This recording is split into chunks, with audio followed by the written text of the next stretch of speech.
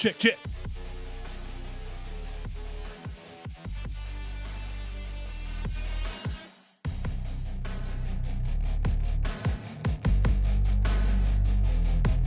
Ooh, what's that smell?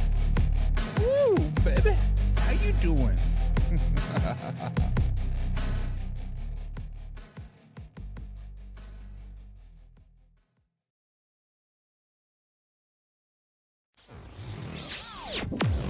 And now, Mike's thoughts. The Super Bowl is rigged. The Super Bowl is scripted. Nobody wants to watch a rigged or a scripted Super Bowl. Many people in my chat, in my comments below, said, I'm not going to watch this year's Super Bowl. It's rigged, it's scripted, and I don't want to see a three-peat. I don't want to see Saquon Barkley. I don't want to see Jalen Hurts. I don't want to see any of that. I wanted to see the old Commanders. I wanted to see the Lions. I wanted to see the Buffalo Bills and the Baltimore Ravens. I didn't want to see this rigged Super Bowl. So, guys, one person not watching the Super Bowl is not going to make or break the Super Bowl. It's not going to hurt the NFL.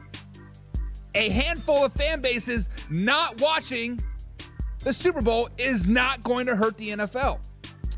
Last season alone, they had arguably the largest viewership ever. 110 plus million people tuned in to the Super Bowl. 110 million. So guys, you can say it's rigged. You can say it's scripted. You can say you're going to boycott it. You can say you're going to do this, you're going to do that. You're going to do whatever you want. But at the end of the day, the NFL is the best sports in America. At the end of the day, the NFL trumps NBA, Major League Baseball, NBA Finals, hockey, Major League Baseball, or Major League Soccer, WNBA. You can probably combine all those, and the NFL is still going to trump them. Guys, the NFL is a powerful brand. It's a powerful tool. You can do what you want. You can try to boycott. You can try to do this. You can try to do that. But at the end of the day, I'm going to tune in. Man Hour Nations is going to tune in. And people are going to sit there and enjoy the Bud Light commercials. Cue that intro. Are you ready for the best damn NFL show on the planet? Man Hour Nation! Rise up. Yeah, hey, let's go. Hitting that gridiron, we going hard, we running the plays. You know the vibe, only the strong survive. Gotta keep your head in the game. Talking NFL, uncut, straight raw. Steady bringing that sauce. We about to take off. Get it hype, this man, our sport talk. Yeah. From the quarterback to the lineman, everybody bringing heat. You don't really want to try them. Hey, who gon' win? It's a battle of the giants. This show is the flyest. Nobody can deny it. This is Man Hour. What? Sport Talk. What? Man Hour. Sport Talk. What team you reppin'? We keep it interesting. Who caught another down? Who got that interception? This is Man Hour. Sport Talk. Man Hour. Sport Talk. What team you reppin'? We keep it interesting. Who caught another down? Who got that interception? Let's go! What is up, Man Hour Nation? Michael Buckeye here. Babyface Buckeye, they like to call me nowadays. But guys, I had a little incident with the razor. I was trimming the old beard. I didn't like the way it looked, so I trimmed a little shorter. Then I looked like an Amish man. I'm like, just let it go. Just let it go. I didn't lose a shave bet. Kevin lost a shave bet, and guess what? He still didn't shave the beard, so whatever, it is what it is. So guys, I just want to be blatantly honest. If you're going to make a bet with Man Hour, with my man, but with me, do not do it. Do not do it. People don't shave. People don't do their push-ups. People don't do this. Just stop it. If you're going to try to talk all that stuff and put money on where your mouth is, just don't do it with like me. We're done. We're over with. So guys, what is today? Today's Thursday, January 30th, 9:10 p.m. here on the East Coast time. Guys, we got a great show for you lined today. We're going to go scrambling across the old NFL landscape. We're going to go into hour number 2. We're going to talk about, did you see that? Did you see the old news happen around the NFL landscape? Bill Belichick wants to rename the Lombardi Trophy. Steve Wilkes got a job. Patrick Graham is back in Las Vegas. And oh, by the way, we're going to talk about Dak Prescott. So we're going to talk about Dak Prescott and, of course, Travis Kelce and Factor Crap. And then we got to talk a little bit about the Super Bowl. and we got to talk a little bit about Buffalo Bills and some other landscapes happening across the NFL landscape. Before we get too carried away, guys, we got to welcome the people in the chat. We got to welcome the people in the chat because this is a live interactive show. So, guys, if you are here, let us know you are here. Like the live stream, subscribe to the YouTube channel or Facebook channel, and share this live stream of the show because sharing is caring at the end of the day. We got the man, the myth, the legend in the chat today. Got Old Man River John Peoples in the chat. Says, what up, y'all? What up, what up, what up? What's up, John? Hope you're having a good day, brother. Got my man, Alpha Rob, resident Buffalo Bills fan. Says, what up, Buck? What's up, Alpha Rob? Hope you're having a good day, bud. Hope you're having a good day. And Jim says,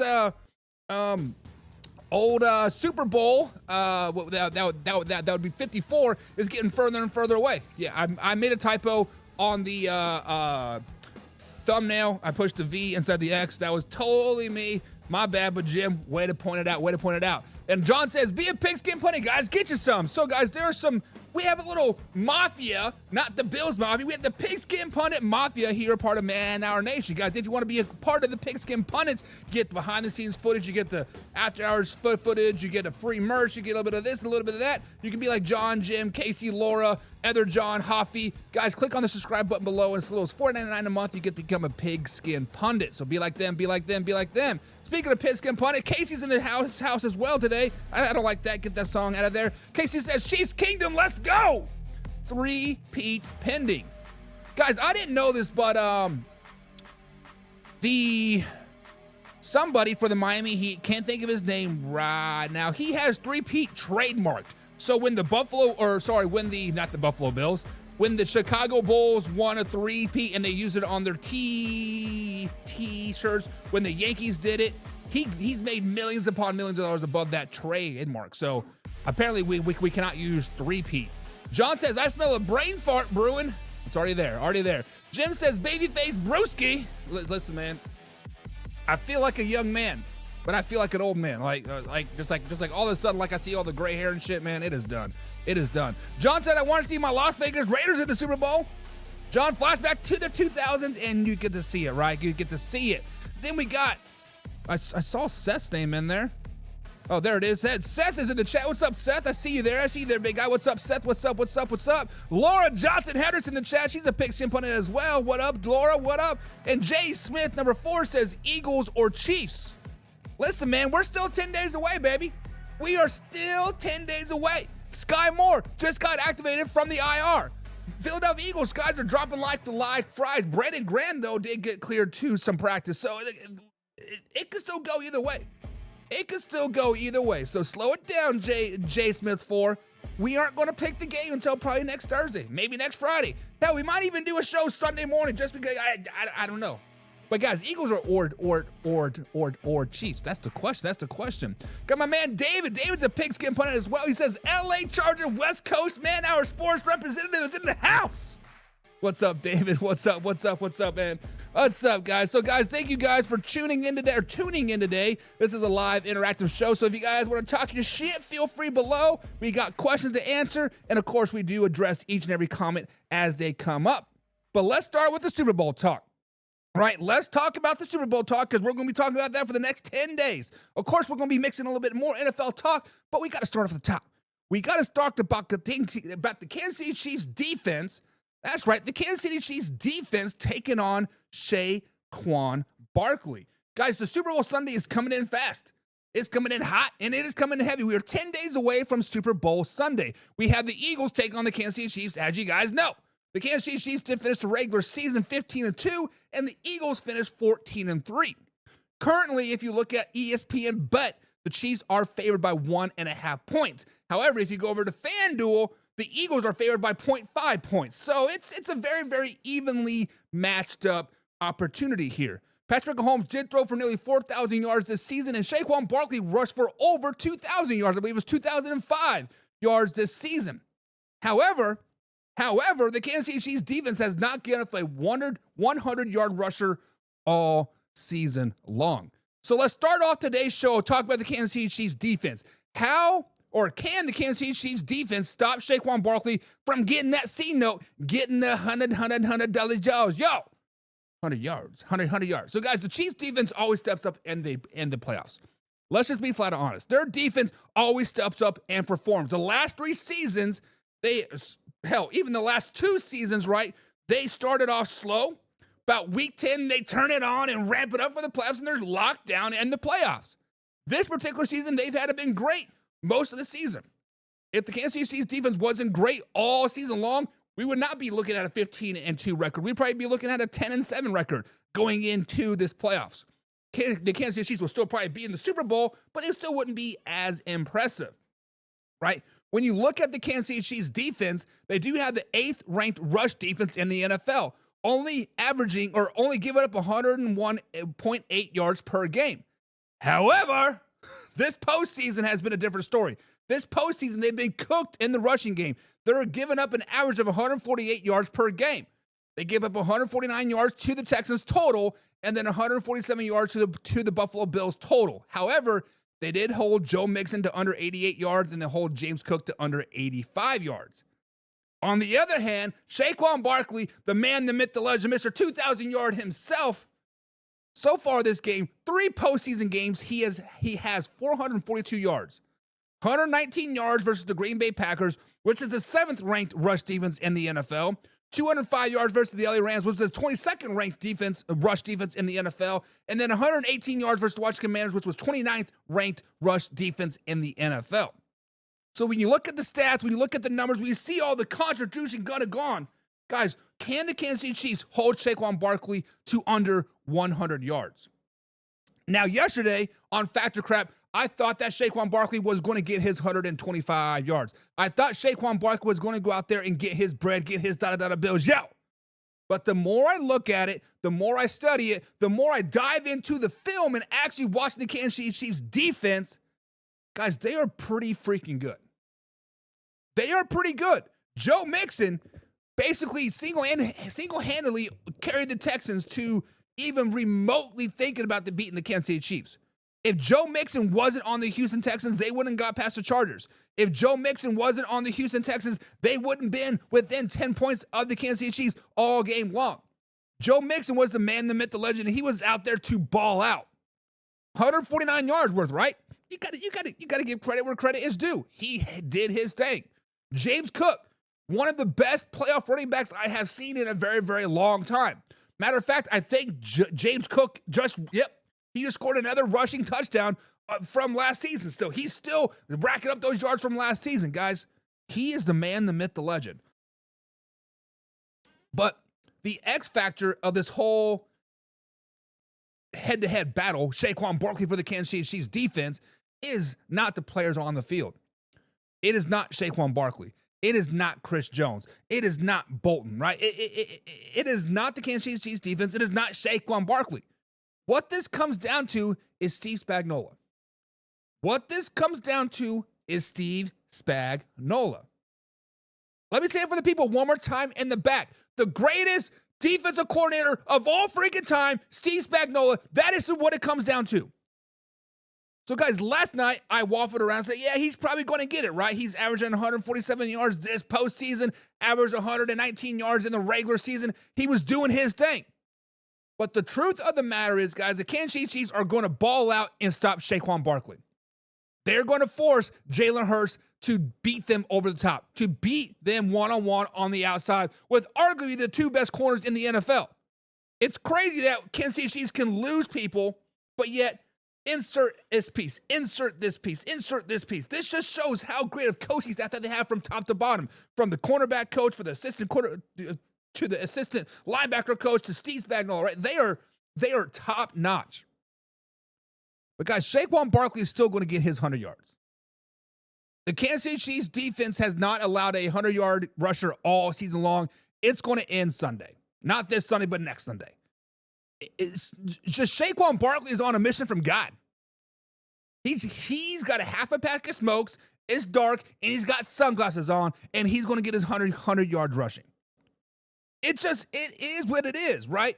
It is almost like you got to pick your poison to who do you want to lose to, right?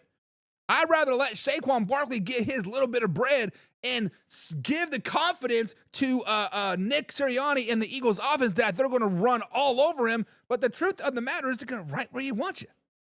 Right where you want you, because you're going to have to be in a shootout because Kansas City's offense is deadly in the Super Bowl.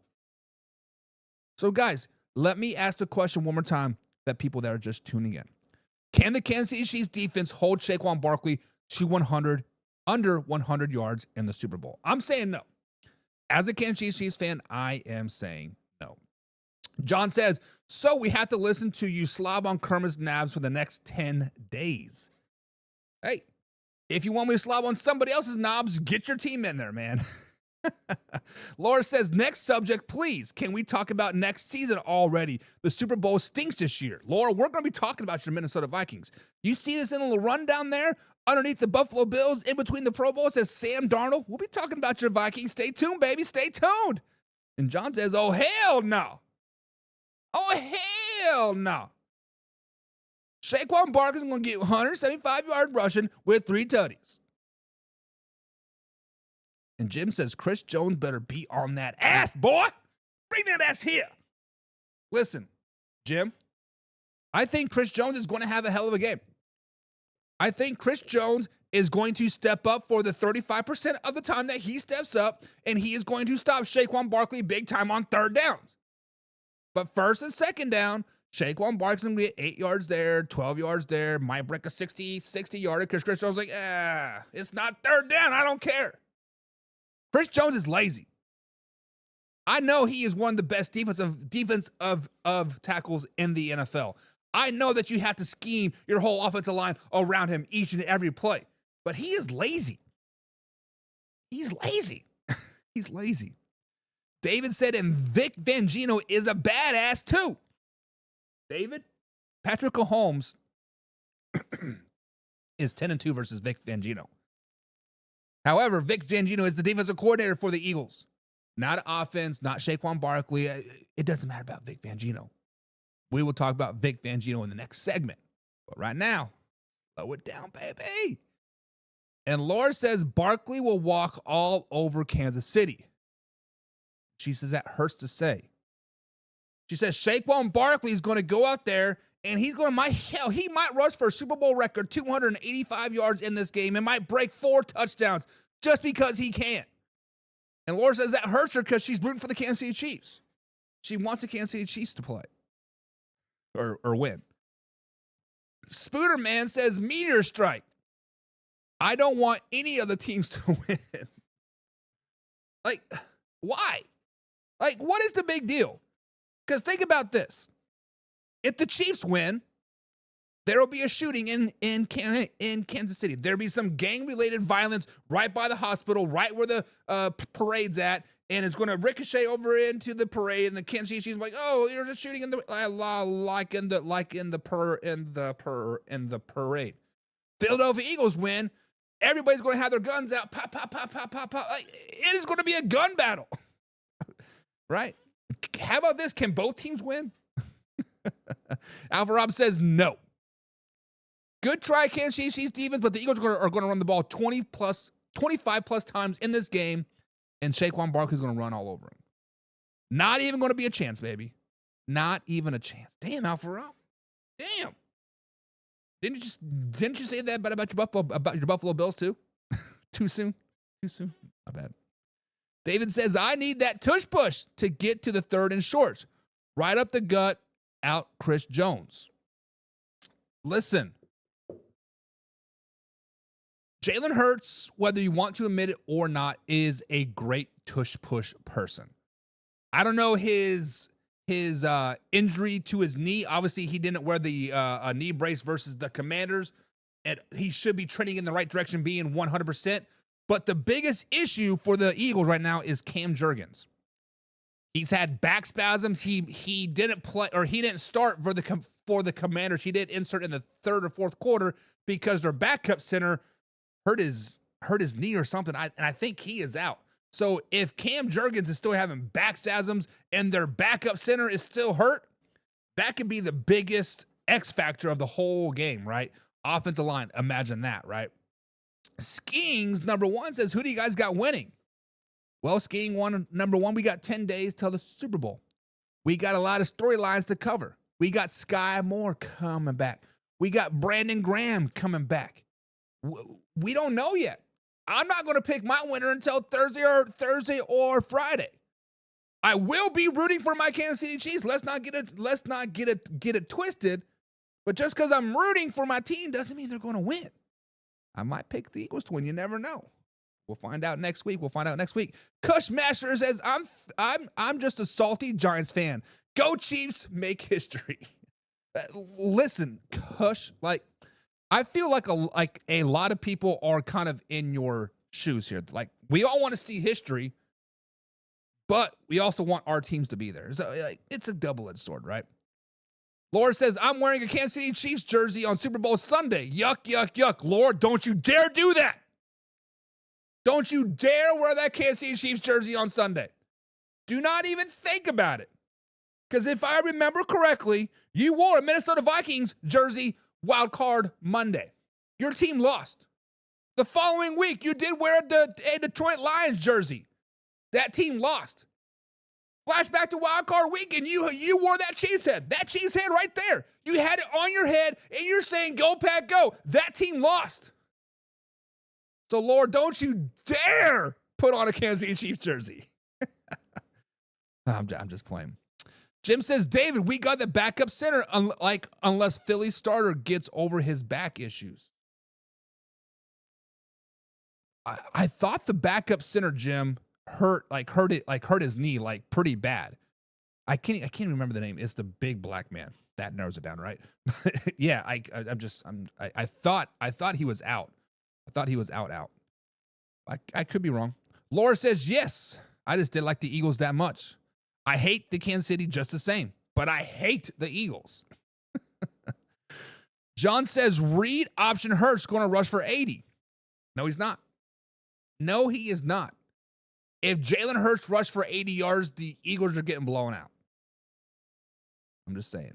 David says, drug him up with the best painkillers available. Take a shot, take a pill, take some cocaine. It doesn't matter. Get your ass out there, boys. The Super Bowl.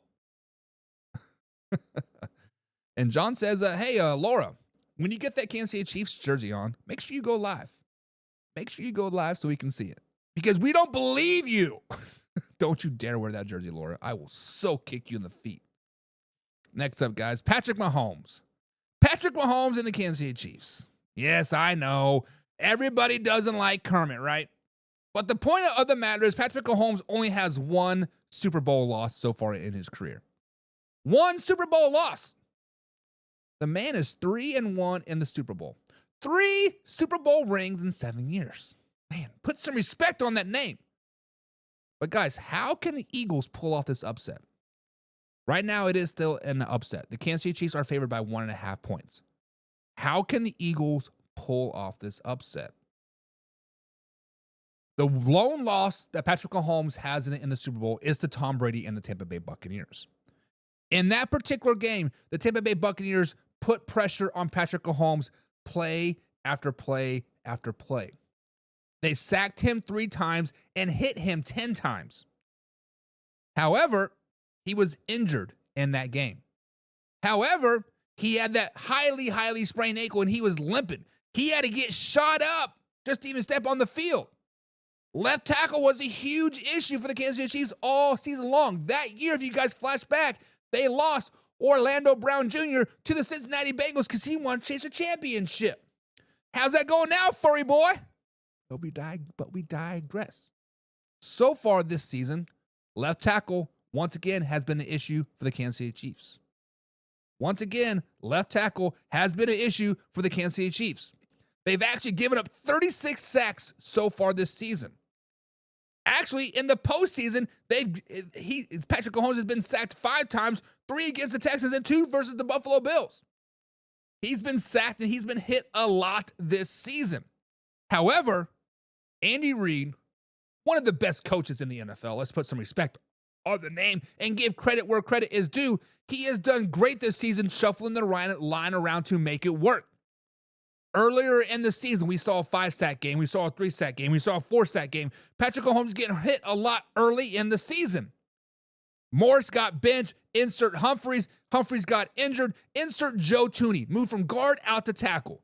Since Joe Thuney has been moved out to tackle, the Kansas City Chiefs have only given up 2 sacks in the regular season. Of course, 5 in the postseason. So 7 total sacks in 7 games with Joe Thuney starting. Yes, they did have the 5-sack game versus the Denver Broncos, but that doesn't really count. Let's just be honest. But guys, the Eagles have to put pressure on Patrick Mahomes. Has to make him step up in the pocket. Maintain your integrity, maintain your lanes, but make him step up in the pocket. Once Patrick Mahomes is able to get outside the pocket, that is when he is dangerous. When he's able to escape your defensive ends, escape your edge rushers, he has time to survey the field. He really has some good speed. He can sneak out and get the first down, or he can throw a bullet down the field, or he can throw a nice little lob pass to D-Hop 80 yards down the field if he wants to. Guys, the only way the Philadelphia Eagles can pull off this upset is to put pressure on Patrick Mahomes. I don't care about Jalen Hurts. I don't care about Saquon Barkley. I don't care about A.J. Brown. I don't care about the Chiefs defense. I don't care about the Chiefs offensive line. What it comes down to is the Eagles defensive line, their front four versus Patrick Mahomes. Can you put pressure on him? That is how you beat him. Will that happen? No. No. Patrick Mahomes is too crafty. He's too good. He's too good in the Super Bowl. So guys, let me ask this question. How do you guys think that Patrick Mahomes, or how can the Philadelphia Eagles upset the Kansas City Chiefs and Patrick Mahomes in the Super Bowl? John says it's simple. Pressure him. Pressure him, period. He must go down early and often. Hurt that ankle, says John. I threw in that part, but I'm sure that's what people are thinking. I'm sure that is what Mark's thinking. Hurt the man, right? Don't ever wish injury on like anybody. That's just silly. Josh Olson's in the chat today. He says the Chiefs' O-line was terrible in that Super Bowl against the Buccaneers. It was absolutely terrible. Not only did they not have a left tackle in that game, I believe the starting left tackle in that game went down in the AFC Championship. Actually, I think 2 offensive linemen went down in the AFC Championship before the Super Bowl, and Patrick Mahomes had the injured ankle. They were just terrible. If we had Orlando Brown Jr. in that game, we probably would have won that game, and we'd be having a totally different story, right? 4 Super Bowls in 5 years. Like, stop it. Stop it, right? And Laura says it's got to be able to keep both quarterbacks in the pocket. Not wrong. Jalen Hurts outside the pocket is very, very dangerous too. He is sneakily fast, has a very, very strong arm, and he can run some people over just like Patrick Mahomes can. Laura, you are not wrong. Jim said Philly pulling an upset? You've been hanging out in Denver? Mike high? Listen, I've never been high. I never will be high. But Philly is not pulling the upset. Excuse me. Bill Cross Jr.'s in the chat today. What's up, Bill? He says, I disagree. Control with Saquon and keep the ball out of Mahomes' hands. Bill, I would agree with you if this was the regular season. I would agree with you by controlling the clock, giving the ball to Saquon, keep the ball out of Patrick Mahomes' hands. If it was week 11, week 12, week 4, week 5, I would agree with you on that. But you understand it's Patrick freaking Mahomes in the playoffs. Matter of fact, it's Patrick freaking Mahomes in the Super Bowl. You give Patrick Mahomes any time in the playoffs or the Super Bowl, he is going to put the ball in the correct position. He's going to get that score. He is the best situational postseason quarterback, period. The only way you are going to be able to beat the Kansas City Chiefs this season is to hit him. Hit him, and hit him again. And Jim says, so you made your pick? Is this breaking news? You can read between the lines all you want, Jimmy boy. I have not made my picks yet. I'm going to waffle around it until the cows come home. Laura says, I think Philly going to upset KC. Big this year, unfortunately. Listen, Laura, if Philly wins, hey, all the power to him. All power to him, right? That just means KC's going to be hungry next year, and we'll be back in the Super Bowl next year, baby, playing the Dallas Cowboys. James Fraser in the chat. What's up, James? He says, run Saquon. And oh, yeah, did I forget? Let me clear my throat. Run Saquon, says James. When they don't expect it, you get A.J. Brown involved as well. So James is saying the Eagles can upset the Kansas City Chiefs by simply run Saquon again, deep pass to A.J. Brown, Saquon. So James and Bill are kind of on the same page, right? You guys are saying basically take the ball out of Kansas City Chiefs hands. Take them out and let them roll. Ben F is in the chat. What's up, Ben? He says, expect holding penalties on the Eagles' old line. They will limit Saquon by stopping good runs with the holding call. AKA, the NFL is rigged, right, Ben? Ben's saying the NFL is rigged. Like, listen, there's holding on every NFL play. Offensive line holds every play. It's just a matter if the referees call it or not. Ben, you're not really going out on a ledge there, big guy. Let me help you out. Let me help you out and go on that edge there, Ben. What is going to happen? It's going to be 28-27. Kansas City Chiefs are down with a minute and a half left. They're driving down the field, 4th and 15, incomplete pass. Boom, holding call on Cooper DeJean on D-Hop. That's what's going to happen.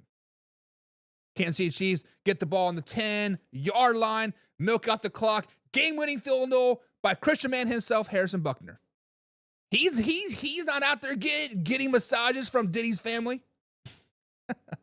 David says, Buck, slow it down, baby. On the Mahomes Love Fest. Listen, you guys got to give credit where credit is due. The whole Kansas City Chiefs roster, Andy Reid should have been coach of the year. Let's just be flat out honest. Not even in consideration. Patrick Mahomes is arguably the MVP of the NFL. Yes, he did not put up the numbers like Josh Allen, Saquon Barkley, Lamar Jackson, but where would the Kansas City Chiefs be without Patrick Mahomes? 2-15? Let's just be honest. Not very good. I'm just saying Mahomes is that damn good, especially in the postseason, especially in the Super Bowl. Better than Tom Brady. Bryson says, go Chiefs, let's three-peat, baby. There's another $1 million for Pat Riley. Pat Riley is the person that trademarked three-peat. We can't say three-peat. I think we have to say Chief Pete. Chief, like the Chiefs, not the cheat. Chief Pete. John says, Homer Waffleson is in the house. Listen, I can't make my picks yet, John. I can't make my picks yet because there's a lot of storylines we got to cover still. Still gotta get excited. Still gotta do a little bit. James Fez, that's facts. Myles Garrett gets held every play, and the refs say, yeah, he's just too good. Coming from a Browns fan. What's up, James? Miss you, buddy. Jim Powell says he can't help Mahomes loves.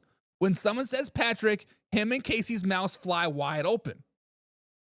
We have to have both of our mouths open, Jim, because his Johnson is so freaking long. We got to get the base, we got to get the tip, and we both got to cuff both balls. I got a pair of nuts, and then Casey's got a pair of nuts.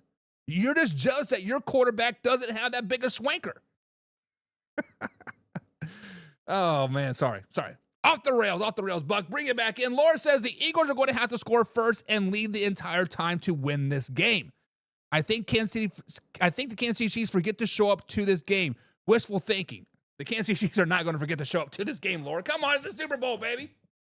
They're not going to be like the,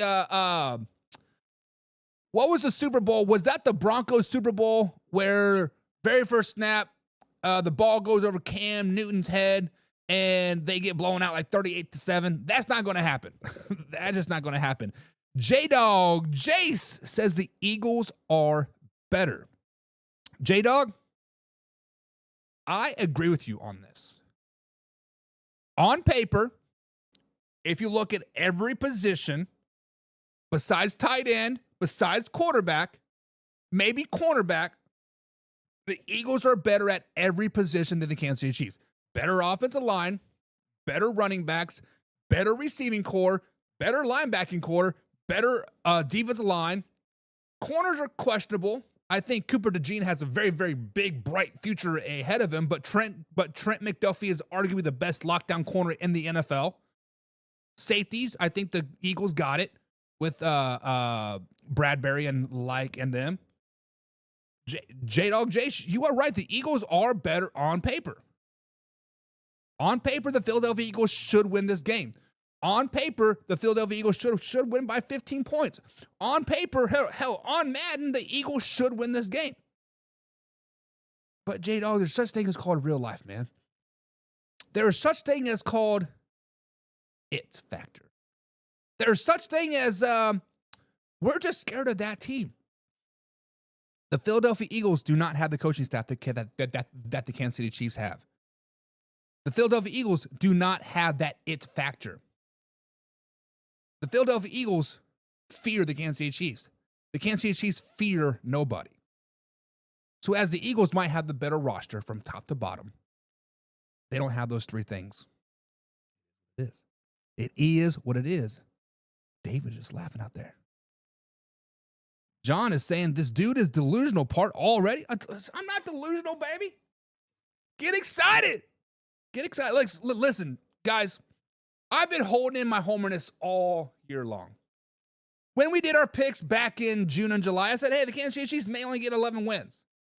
That was me completely downplaying their whole season. We here, baby. 15-2, Super Bowl 3-peat, Petty, let's go. Stop it. Stop it. James says, if the Chiefs win, I'll be happy for one man, and that is my guy, Kareem Hunt. James, listen, you cannot claim Kareem Hunt. We let you guys rent him for a couple years because he decided to beat some white chick that beat his face, or that spit on his face. The Kansas City Chiefs drafted Kareem Hunt. Kansas City Chiefs made Kareem Hunt what he is. We just let you rent him for a couple years and basically ruin his career, and we brought him back. And now he's going to get a Super Bowl ring. You're welcome. Kush says, 07 Patriots thought the Giants was light work too. Listen, I'm not saying the Philadelphia Eagles are light work whatsoever. I don't think anybody's saying that any team is light work. I think this is the best matchup that we could have asked for, to be honest. But it is what it is. John says, Buck, the bone hawker. Hawk Tua on that thing. Bill says, I feel like I'm just listening to Nick Never Write. Listen, I hate Nick Wright. I don't watch ESPN. I don't watch FS1. I don't watch the NFL today, mainly because there are a lot of homers out there, right? There's a lot of homers that love their teams. And Nick Wright is a little over the top. I stopped watching him because, for one, his hair's all black and greasy. It's just freaking gross. Cut your damn hair, man. But, Bill, I'll tone it back. I will tone it back a little bit. I am sorry. I'm sorry. I want you to stay around, Bill. Become a Pigskin Pundit. Click on the subscribe tag, buddy. And we'll talk about your team, but I will tone it back. I will tone it back. Jim says, we had a center that forgot to show up one time. What are you even talking about? What are you even talking about? Jim says, holding it in. I don't know what you're talking about. All I hear is Gary Owens. I don't know who Gary Owens is. Bill says, we have those Georgia dogs on the D line. They don't fear the Chiefs. You're right. Georgia only fears Alabama. Josh says the Chiefs were 18-point underdogs in the 2019 Super Bowl against the Niners, and the Chiefs won 31-20. There was no way they were 18-point underdogs. Stop it. There has never been an 18-point underdog. Like, get out of here, Josh. Don't be pulling up random numbers like that. Come on. But guys, we've been talking a lot about the defenses. We've been talking about how great the Eagles defense is. I've been talking about how good the Kansas City Chiefs defense is. The last 2 days, and probably for the next 10 days, we are going to be talking about how great the defenses are in this Super Bowl matchup. But the truth of the matter is, guys, we still have two really good offenses as well. We have two really good offenses that are about to go to battle. Now, I understand all the hype around the defenses. I understand all the hype around Saquon Barkley. I understand all this hype around this, and this. But guys, are we about to really see a shootout? Are we about to see a shootout? The reason that I say this is I think we are going to see a shootout. meaning 30-plus points for both teams. The reason that I think we're going to see a shootout is because there's going to be so much emphasis of stopping Saquon Barkley. There's going to be so much emphasis of running on the Philadelphia Eagles' subpar rush defense. There's going to be so much emphasis of this point that the offenses are about to show out. Yes, the Kansas City Chiefs offense is only ranked 16th overall in the regular season. Philadelphia Eagles offense is ranked 8th overall in the regular season. In passing, Kansas City Chiefs are ranked 14th. Philadelphia Eagles not very good, 29th. Phillies had the second ranked rush defense or rush offense, and the Kansas City Chiefs had the 22nd ranked offense. And on the other hand, the Philadelphia Eagles are only averaging 27 points per game. The Kansas City Chiefs are only averaging 23 points per game. Guys, we are going to see an offensive shootout. Jalen Hurts might throw for 300-plus yards. Patrick Mahomes will throw for 300-plus yards. Saquon Barkley is going to get his. Kareem Hunt's going to get a little bit of his, 60 yards. But it is going to come down to a quarterback battle. That is what the NFL wants. That's what the fans want. And I think that's what the teams are going to deliver is we're going to have a shootout. 30-31, 33-30, that type of score. Hell, even if it is a defensive shootout, I'm a defensive guy. I love me some defense, right? I love me some defense, and I wouldn't be mad. I wouldn't be mad at a 10-7 score. That 100% favors the Kansas City Chiefs all day long. I think a shootout kind of favors the Philadelphia Eagles a little bit, honestly. So, guys, do you think we're going to have a shootout or a defensive slugfest in the Super Bowl? I think it's going to be a high-scoring 30-plus points on both sides of the ball. So 33-30, 36-33, that type of score. What do you guys think? James Frank Kareem probably wouldn't be in the league if Dorsey didn't give him that second chance. I think you're right, James. I don't understand why people overlooked him so much, honestly. Jim says the Raiders center went AWOL. Didn't he do like some type of drugs and got lost or something? Seth said, did you get the job you interviewed for? Seth, become a pigskin pundit, and we can talk about that after the show. We can talk about that after show night. Richard Abruz 2000 says Eagles by 13. I don't think it's going to be a double-digit score. James says it's going to be a great game. Christian Petty says, don't know what you're talking about, bro. What don't I know about, Christian? Asking for a friend. What don't I know about? Enlighten me. Try to educate me, Christian. I'm always willing to learn. I'm always willing to look on the other side of the box. Teach me. Educate me. Do better. Don't talk down to people because they don't know what they're talking about or they don't know this or don't know that. Educate us. Be better. Laura says it's going to be a very, very tight game. I agree. Dylan Holmes says, my Bears need an offensive line. Dylan, if you flash back to the Chicago Bears, was a 3 or 4 game winning streak. They had the top 10 offensive line in the NFL. They have opportunities to be great. They just poor coaching, poor play calling, poor execution, poor everything in Chicago. Sorry you are a Chicago Bears fan. You should probably switch over to a Minnesota Vikings fan. All right, guys, so let's move on.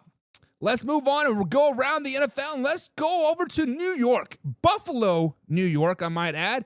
And as you guys know, the Buffalo Bills are not in the Super Bowl yet again. However, Bills general manager Brandon Beane says he is determined to break through to the Super Bowl. He said, I want to keep kicking at the door. Eventually, it will come open. So, guys, we've seen the Buffalo Bills. They had a great season. They had a great season last year, right? They have been in the AFC Championship game, but they've lost to the Kansas City Chiefs and Patrick Mahomes 4 times in the playoffs in the last 7 years. So, guys, let me ask this question. How can the Buffalo Bills break through the door and get to the Super Bowl? How can Brandon Beane and the Buffalo Bills and Sean McDermott and Josh Allen get to the Super Bowl and break through this door? Guys, the Buffalo Bills had a top-notch offense most season. Most of the season, they were top-notch. They finished with a 10th ranked overall offense, 9th in passing and 9th in rushing. Nice, well-balanced attack from the Buffalo Bills. Josh Allen had an MVP year. James Cook had a hell of a season year, right? And let's not forget, air quotes here, very loosely air quotes, they were in a rebuild year. If you guys do not remember, everybody had them picking third, if not last, in the AFC East. They thought the Jets, they thought the Dolphins, they thought the Patriots were all going to finish over the Buffalo Bills this season. One of the worst receiving cores ever. What are they doing up there? They don't know what they're doing in Buffalo, whatever, yada, yada, yada. Rebuild year. Hold my beer, says Josh Allen. The defense was the weak point of this team. Let's just be honest. The defense was the weak point of this team. 17th ranked overall defense, 24th in passing, 12th in rushing defense. This year, this offseason, I think they need to address the defense. They need to address that defense. Defensive backs are a huge need for the Buffalo Bills, followed by edge rusher. So secondary, front four are big needs for the Buffalo Bills. And I think they can address this in free agency. This draft, I want to see them add depth. This free agency, I want them to add Super Bowl team. Shadarius Ward is a free agent for the San Francisco 49ers, formerly of the Kansas City Chiefs. I think he wants out of San Francisco. Charlton Davis from the Detroit Lions. He's a free agent. DJ Reed from the New York Jets. They all seem good fits in that secondary for the Buffalo Bills, and they would definitely elevate that team 100%. And let's not forget, from my Kansas City Chiefs, Justin Reed. He is a free agent as well. Kansas City Chiefs are known to go basically after Houston Texans safeties, bring him in for one contract, Honey Badger, now Justin Reed, and then let them walk, and they kind of do their thing for a couple years, right? So Buffalo Bills could go out there and get Justin Reed. So those secondaries, right? Shadarius Ward, Justin Reed, Charlton Davis, and DJ Reed are all good candidates to go out there and get. Now for edge rushers. There's some pretty good edge rushers that are out there. One of which I would love the Buffalo Bills to go get is a 10-year vet, actually it would be 11-year vet at this particular find, is Deontay Flower from the Washington Commanders. He would fit perfect with number 57. I can never remember his name. You put Devontae Flower opposite of number 57 for the Buffalo Bills, havoc is coming. Chase Young is also a free agent. Hassan Reddick, also a free agent. He definitely doesn't want to stay in New York, let's just be honest.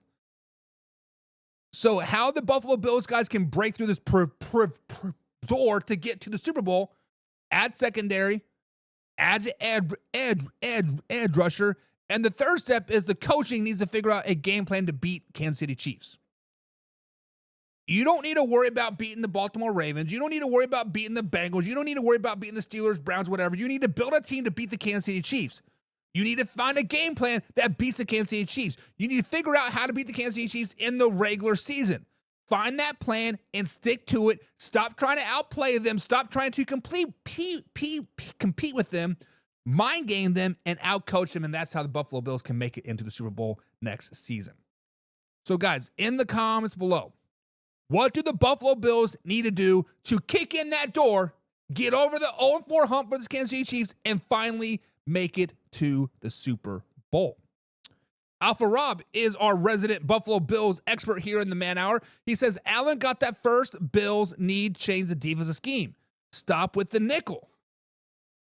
I do not like the soft nickel coverage, Alpha Rob. You are exactly right. It was against the Baltimore Ravens. They had Von Miller was rushing all game long. Late in the fourth quarter, all of a sudden they drop him back. That's not Von Miller. You paid Von Miller 4 years, $100 million to go get the quarterback in these situations. You drop him down in coverage? Stupid. Coaching is the number one thing. James Frank says Allen will have a ring before he retires, but will it be in Buffalo?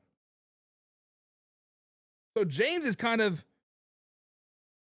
enticing and kind of hanging out that carrot is that, yeah, Josh Allen and the Buffalo Bills will never win a Super Bowl, but Josh Allen will win a ring when he goes to Miami in a couple years. I'm not for sure if the Buffalo Bills ever let Josh Allen walk away. I'm just saying. Dylan Holmes says, my Bears for Ben Johnson. That's a step in the right direction. Dylan, we are going to be covering the Chicago Bears a lot this offseason. I have a lot of Chicago Bears people that I can work with, that I've done shows with, that I'm guest on their shows. We'll be talking a lot about your Chicago Bears, but Ben Johnson's not the answer. I'm just letting you know. Ben Johnson's not the answer. Josh Olsen said, AB should come back to the NFL and join the Buffalo Bills. Are you talking about Antonio Brown? Antonio Brown is done, buddy. The Buffalo Bills receiving corps is perfectly fine.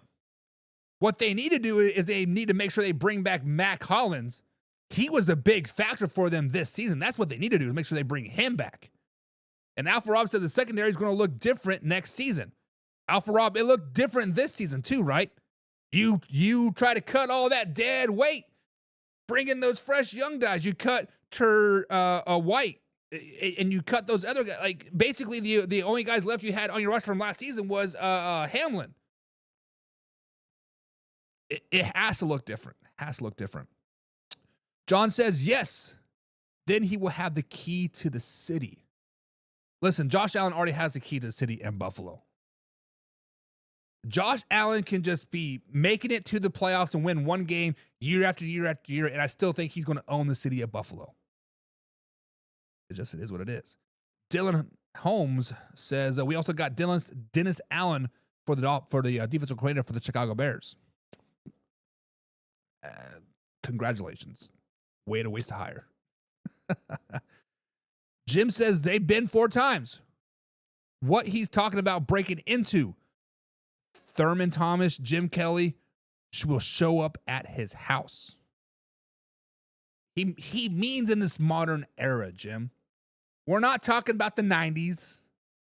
We're not talking about the 80s or the 70s or the 60s. We're talking about 2025. 2026, before 2030, can they break in that door? I don't know. John says, and cut his grass and wash his car. What? Seth says they need a new defensive scheme. It's pretty cut and dry. We need a new defensive scheme. And JM, what's up, JM? He says, let's take it one step further and let's get a top 5 receiver. I like the receiving core that the Buffalo Bills have. I like the offense that the Buffalo Bills have. Don't change that. Change the defensive secondary, get yourself an edge rusher. John says, tighten up on defense. 46 creates pressure turnovers. I don't know who 46 is. Or is that a 4-6 defense? Is that some type of old school 4-6 defense? Put 10 guys in the box? JM says the Buffalo Bills receiving core is trash. Mac Hollins was a Philly reject who got no separation. Cooper is washed and he needs a legit top 5 receiver. You have Dalton Kincaid. You have Dalton Knox. Or, is it Dalton Knox or Doxson Knox? Whoever. You have Coleman. You have Shakir. Like, you are fine in receivers, right? You are fine. And James is like, yeah, guys. Buffalo is Josh Allen's city. Buffalo is Josh Allen's state. Buffalo is the state of New York. Let's just be honest. New York is not even a state. It's Buffalo. Gamer LCM says, are the Commanders going to win the Super Bowl next year? No. They're not even going to make it to the NFC Championship game, Gamer. Josh says AD could come out of retirement and join the Buffalo Bills defense. Who is AD? Who is AD? Antonio, who is AD? I don't understand who AD is. Gamer LCM says, I think the Bills need Khalil Mack. Khalil Mack is retiring the last I heard. Alpha Rob says Brady needs the OC and also stop with the wide receiver screen. They're like, yeah, the wide receiver screen is trash. Terrible. JM says, would any other receiver start somewhere like Philly, Cincinnati, Miami, Minnesota, or even Houston? Yes, they would. Mac Hollins had a great season. You can, whether he had separation or not, he is a possession receiver. Right? Coleman would be a starter on any of those teams as well.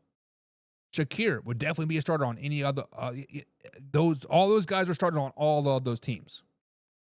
John says the 46 defense watched the 85 Bears defense. John, you cannot play 85 style defense in 2025. You cannot do it. You cannot do it. I don't care how good they were. You cannot play a 4-6 defense. It's not going to work. AD's Aaron Donald. He's not coming out of retirement to go to Buffalo. If anything, he would want to go to a Super Bowl contender like the Kansas City Chiefs. James Frank says, you're right. Give the Bills an edge rusher and change their defensive scheme and give them Chase Young.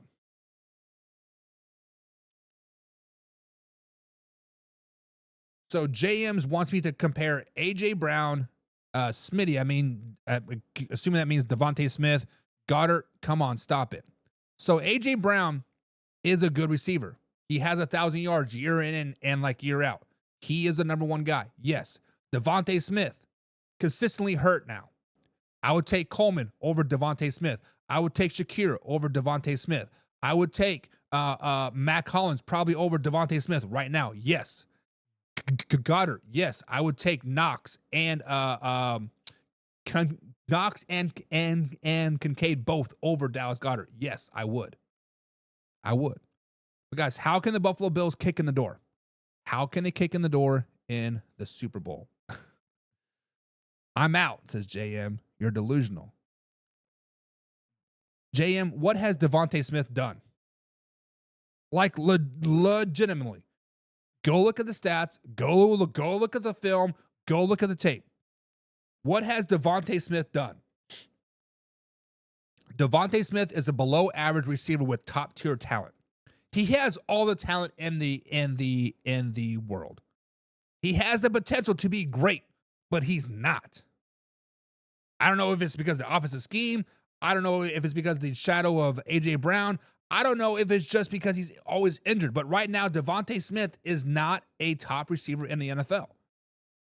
He's just not. Now between Dallas Goedert and like Knox and Kincaid, it's probably neck and neck. But I'll take 2 tight ends over one any day of the week. And James says, Buck, stop. No way them guys are over Dallas Goedert. Besides that big stiff arm, 5 stiff arms, I guess. What has Dallas Goedert really done? Right? Let's just be honest. Josh says, I think that AB and AD would get the Buffalo Bills over the hump. Who is AB? So obviously AD is Aaron Donald. Who is AB? The only AB I can think of is Antonio Brown. Antonio Brown is not getting the Buffalo Bills over the hump. And Alpha Rob says Devontae Smith and Waddle are the same receiver. They are. And they both went to Alabama, if I'm not mistaken, right? I could be wrong. John says not much because Hurts was hurt. Deep ball threat. Hurts was hurt, the deep ball threat. I don't know what that means. Alpha Rob says the Bills don't need up any washed up players, but they have washed up coaches. James Frank says, you are right about Smutty, though. Dude makes some great plays through and has heart, but dang, he's dying in a Brown's shadow, an A.J. Brown shadow. Listen, Devontae Smith has all the talent in the world. He has the capability of being a top 15, top 10 receiver in the NFL. He just isn't. He just isn't. And AB is Antonio Brown. Antonio Brown is not going to be welcome back to the NFL ever again. I'm just saying. Speaking of welcome back to the NFL, Sam Darnold. Guys, Sam Darnold had a great season. Let's just be honest. There is no secret about it. There is no denying it. There is no way of really trying to shade it one way or the other. He had a great season. And he played on a very team-friendly contract this season. 1 year, $10 million to be exact. But by him having this great season, per sportstrack.com, he is projected to sign a 3-year, $100 million deal. So when we look at Sam Darnold, there are several teams out there that could use the services of a quarterback. 4,300 yard passing from last season, 35 touchdowns to 12 interceptions. But guys, what team makes the most sense for Sam Darnold next season? Sam Darnold, guys, did have 43 yards passing this season, 35 touchdowns to 12 interceptions. His best season before that was his second season, the sophomore slump season, right? With 3,024 yards to 19 touchdowns to 13 interceptions. So there are several teams out there that could use the services of a quarterback, but I've narrowed it down to 4. The Pittsburgh Steelers, the New York Jets, New York Football Giants, and the Las Vegas Raiders could all use starting quarterbacks for the 2025 NFL season. Let's start off at the top. The New York Jets. Let's just go ahead and throw them out right there. The Jets, no way, no how is Sam Darnold going to you. You guys left Sam out to dry 2 of the 3 seasons. 2 of the 3 seasons that Sam Darnold was in New York, his rookie, sophomore, and junior year. 2 of those 3 seasons, you guys were there to tank. Sam Darnold should never go back to New York. Never, ever, ever keep them in your rearview mirror. Check that off the list. Get it out of here. Now let's look at the Pittsburgh Steelers. 3 years, $100 million. What's that? Roughly 30 some odd million dollars a year, right? So looking at $33 million a season, right? The Pittsburgh Steelers guys have around $40 million in cap space in 2025. But beyond a quarterback, they do need some receiver help. They need some offensive line help. And they need a big culture shift. That's what it comes down to. I feel that the Pittsburgh Steelers can address their wide receiver needs in the draft, but the old line could get costly. $30 million a year per Sam Darnold leaves you about $10 million to play with. I'm not sure if they could get that to work out. So I think the Pittsburgh Steelers out. Now, the New York Giants. This team is very, very intriguing to me. The New York Giants guys are not a bad team. They have a nice young wide receiver core. They have a pretty decent defense. They have a lot of core pieces on that defense that could be a great defense if the right coach and scheme comes into play. Offensive line is fairly good, getting better. And Tyrone Tracy from last season came on late and is a good running back in place of Saquon Barkley. The New York Giants have around $43 million in cap space, so they can definitely afford him and definitely bring in another talent or 2 to really catapult this team in the right direction. So out of those 4 teams so far, the New York Giants are sitting at number 1. I think the New York Giants could be a perfect spot for Sam Darnold. Go back into New York, stick it to the Jets, and get the Giants to the playoffs. I think that could happen. Now this last team, the Las Vegas Raiders. I know. Raiders suck. I feel that the Raiders should be in a complete rebuild mode. New head coach, but same defensive coordinator. New offensive coordinator, but same quarterback. But all they do have some good defensive parts in Las Vegas. They have an opportunity to be a great defense, but they aren't that right now. The offense also has some parts of the puzzle put together as well. They're starting to build the border on the offense as well. Jacoby Myers came on late last season. Brock Bowers is going to be a tight end to reckon with for many, many years to come. On the bright side, though, in Vegas, they have over $100 million in cap space. $100 million in cap space. So they could legit do a complete rebuild and bring in all these extra players and do really, really well. But that's not the Raiders' MO, is it? That is not the Las Vegas Raiders' MO. So out of those 4 teams, the Jets, Steelers, Giants, and Raiders, I think the best fit for Sam Darnold next season, beyond the Minnesota Vikings, obviously, would be the New York Football Giants. I think he would thrive in New York. He would thrive underneath the pressure, and he would thrive to want to stick it to the New York media each and every chance that he got. So, guys, what do you guys think? Sam Darnold is going to get a payday. Whether you want to admit it or not, he is going to get paid. What is the best team for him? James Frank says, that's crazy. He'd be making more than Baker Mayfield, but Baker is still better. Listen. Next quarterback up is always going to be the next highest paid quarterback. James, I even heard rumors of Sam Darnold signing a 4 or 5 year deal north of $250 million. Wrap your head around that. This man had one good season, 4,000 yards. It was a great season. Minnesota Vikings were 14-3. But damn, one good season? So my man had sex one good time, blew the lady's mind, and now she wants to wife him up, but then he sucks. I'm kidding. James says he's definitely not going to the Jets. Listen, if I was Sam Darnold, I would go to the Jets, make my contract guaranteed. I want a guaranteed $100 million, $155 million contract. Guaranteed money. Oh, shit, my back hurts. Oh, man, I got turf toe. Oh, man, this helmet doesn't quite fit. Pull a Josh Olson's AB there, right? Antonio Brown. Go to the freeze tub and freeze your feet off. John says, I heard Jimmy G is in Minnesota.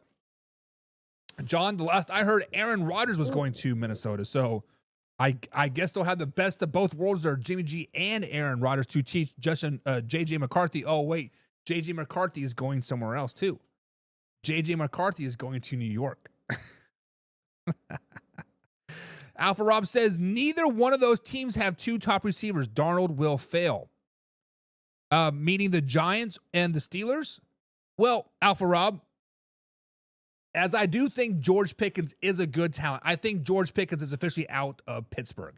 Pittsburgh Steelers will either trade him away and get some draft capital, or they're going to draft the number one receiver. I don't know who that number one receiver will be. I've been watching the Senior Bowl a little bit. There's some standouts that are happening that are going to be nice second, third round picks. So that could definitely be some number one guys. But the Giants, they definitely have a number one guy. They have Malik Neighbors. That man is going to be a dog. That man's going to be a dog. Seth says the Raiders suck, and Sanders is going there. Seth, slow it down, baby. Stick around for Factor Crap. Slow it down. We're going to be talking about those Raiders and Dak Prescott, baby. Let's go. We'll talk about that. And Laura says, the last I heard, the Atlanta Falcons were going to collude to get Sam Darnold down there, and I think Atlanta Falcons seemed like a good place for him to go. Sheesh, Laura. Sheesh. Too soon. James says that Darnold Neighbors connection would be crazy. Listen, I don't want to throw shade at the Minnesota Vikings. I don't want to show shade at Sam Darnold. I don't want to throw shade at anybody. I'm trying to turn over a new leaf and be better, right? But I think Sam Darnold was all product of the system, James. Laura, Jim, Alpha Rob, the rest of the people out there, John, Casey, Josh. I think Sam Darnold and the Kevin O'Connell system was a perfect match. It was a perfect marriage. You had two really, really good receivers. You had a really good running back. You had an overrated or an underrated defense. Minnesota Vikings was a perfect fit for Sam Darnold. If he goes anywhere, he is going to all of a sudden be the man, the myth, the legend. Go out there and win me some games, and that's where he's going to crumble. Josh says he would be a great fit in the Giants, Seahawks, and Titans. Listen, the Seahawks are not going to move on from Geno Smith. I think they signed a 3-year deal with Geno. If I'm not mistaken, Geno and Sam Darnold are the same age, or at least pretty equivalent.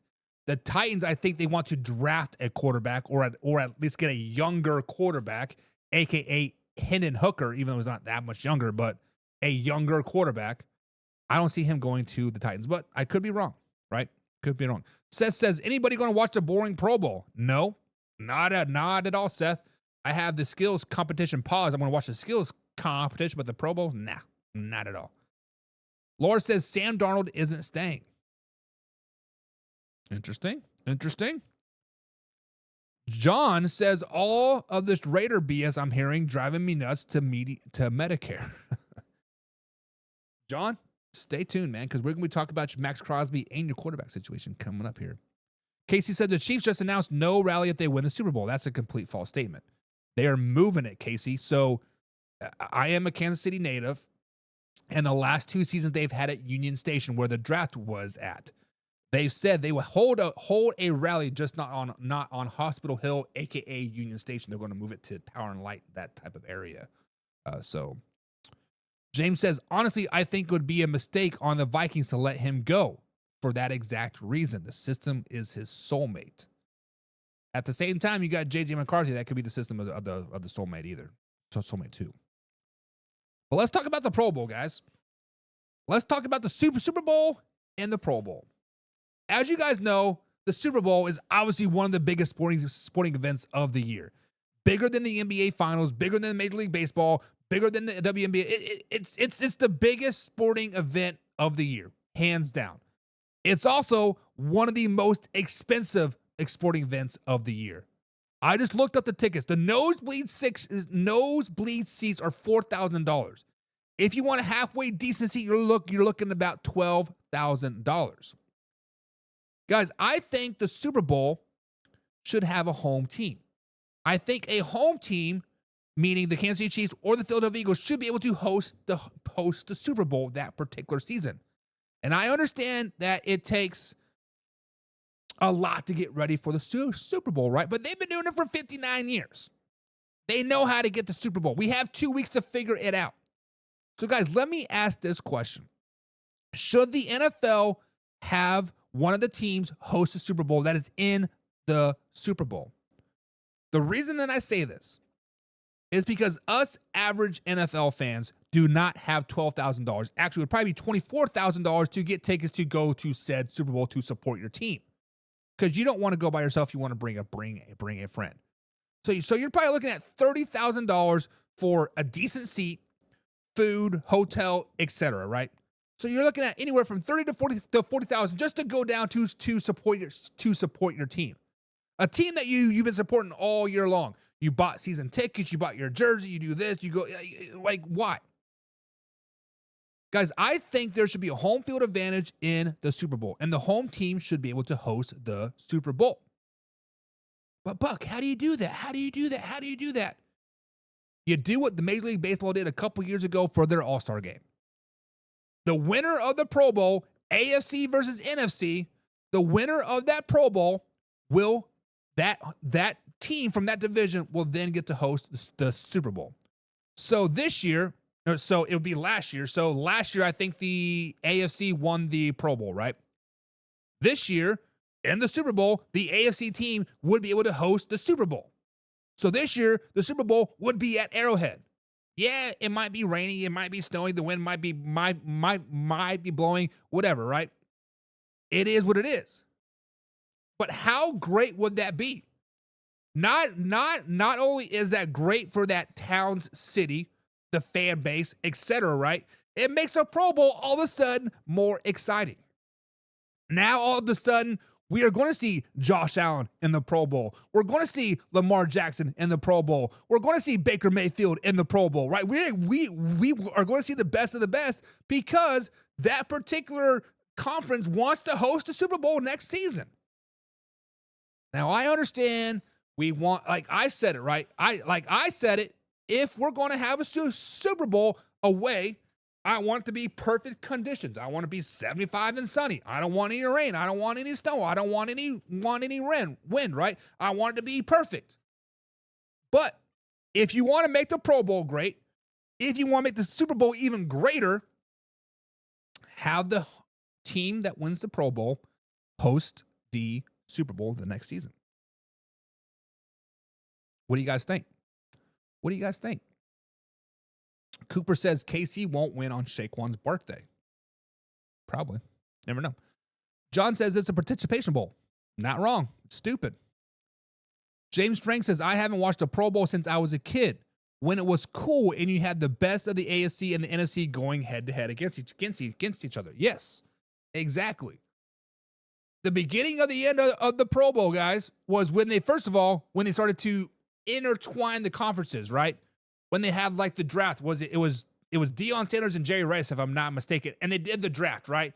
They had like the neon yellow team and the neon orange team. Then they're like, let's move it away from Hawaii. Then it was dead. Make the Pro Bowl gate, make it worth something. Cooper says cold weather stadiums don't get Super Bowls.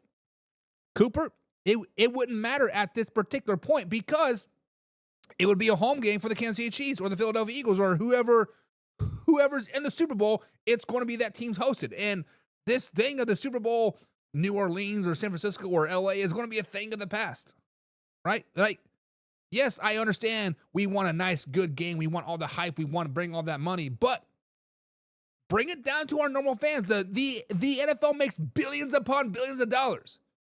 You take $100 million out of your pocket from one Super Bowl, you're still making money at the end of the day. All those TV deals. Shit. Speaking of shit, James says, shit, if I had the money, I'd go by myself if the Browns were in it. James, I would too, but my wife wants to go 100%. She would be so pissed. Josh said, or make the play. No, Josh, stop it right there. We are not making the playoffs the best out of 3. No playoffs, no Super Bowl is going to be best out of 3. That is dumb. That is asinine. That's a 10. You said that last week, and it's even dumber now that you said it again. No. Don't be doing that. James says, I can make friends anywhere I go. Not wrong. All right, guys. Time for that special night. It's time for that special time. It is Thursday, hour number 2 here on Man Hour NFL Talk. We're live every Monday through Friday at 9 p.m. East Coast time, right here on YouTube.com, of course, Facebook.com. And every Thursday about this time, we go across the landscape and we asked, did you see that? All right, guys, so first up on Did You See That? Matthew Stafford. Old Matthew freaking Stafford. Matthew Stafford does plan on playing the 2025 NFL season, but the situation with the Rams is still to be determined. As you guys know, Matthew Stafford and the Rams can opt out of this year's contract before the NFL season starts. Matthew Stafford did lead the Rams to the Super Bowls since being traded from the Detroit Lions just a few years ago. Matthew Stafford has been the center of trade talks, guys, though the last few seasons, and last year he was linked up with the Dallas Cowboys most of the season. Dak for Matthew Stafford, everybody thought was a perfect match made in heaven. Currently, Matthew Stafford is underneath contract to make $26 million next season. There will be some quarterback-needy teams that are willing to overpay for a quarterback like Matthew Stafford, i.e. the New York Jets, Giants, Titans, and potentially the Las Vegas Raiders, just to name a few. But did you guys see that Matthew Stafford does plan to play in 2025? Next up on Did You See That? Las Vegas Raiders are making moves. Not only did they sign Pete Carroll, but they're bringing back Patrick Graham as returning to the Raiders defensive coordinator underneath a new regime. As you guys know, Patrick Graham has been the defensive coordinator for the Las Vegas Raiders since 2022. In 2022, he had the 19th ranked overall defense. In 2023, he had the 15th ranked overall defense. They did have the top 10 defense in the last month of the season, but who gives a shit, because 2024, they finished the 15th overranked defense as well. Not only are they a mediocre defense with Patrick Graham at the helm, they got some key free agents up this season. Spillane, Diablo, and Luke Matterson, just to name a few on the defensive side. But did you guys see that Patrick Graham will be returning to the Las Vegas Raiders as their defensive coordinator? Next up on Did You See That? Bill Belichick wants to rename the Lombardi Trophy to the Tom Brady Trophy. What? Bill Belichick said in an interview that the NFL should rename the Vince Lombardi Trophy to the Brady Trophy. Now, let's not get it twisted. Tom Brady has been called one of the greatest quarterbacks of all time. He has 7 Super Bowl rings, 6 with the Patriots and 1 with the Tampa Bay Buccaneers. In the Super Bowl alone, he averages 303 yards passing in the Super Bowl, as well as 2.1 touchdowns. Average that 2 touchdowns in each Super Bowl. But did you guys see that Bill Belichick wants to rename the Vince Lombardi Trophy to Tom Brady? What? Stop it. Last up on, guys, did you see that? The New York Jets, not only did they hire Aaron Glenn as their head coach, Aaron Glenn says, I am not going to call defensive plays. Insert Steve Wilks. Steve Wilks and the New York Jets have agreed for him to be the next defensive coordinator for the New York Football Jets. Wilks last coached in the Super Bowl for the San Francisco 49ers back in 2023. After that game, he was fired shortly after. They said, get out of town. In the last 6 seasons, he has been a defensive coordinator for the Missouri Tigers, a college team, the Carolina Panthers, and the Cleveland Browns, all on the staff the last 6 seasons. He also was the head coach for the Arizona Cardinals for 1 season when he had a rookie quarterback by the name of Josh Rosen. He was fired quickly after that season for Cliff Kingsbury and Kyler Murray. But guys, Steve Wilks got another defensive coordinator job in New York. Did you see that?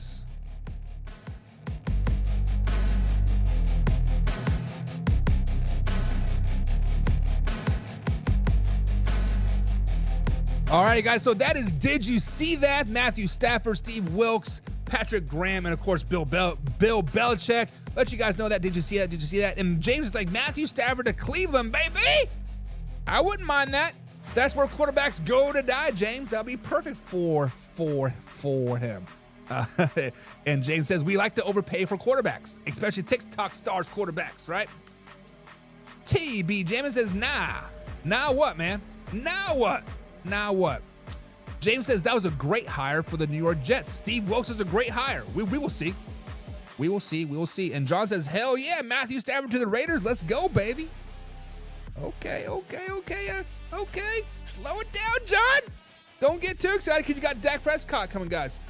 All right, guys, it's time for a little bit of fact and a little bit of crap. If you guys are new here on Fact or Crap, last half hour of every show we travel around the old interwebs. We see what the old people are talking about, see what they're determined about, and we're going to determine if it indeed is a fact or if it's a crap. Guys, it's a live interactive show. Write down your fact or crap comments down below, and we will discuss it. So first up on Fact or Crap, guys, we're going to talk about the man, the myth, the legend himself. We are going to be talking about one of the greatest tight ends ever in the NFL. Now, the Kansas City Chiefs, guys, have been deemed this villain ahead of Super Bowl 59.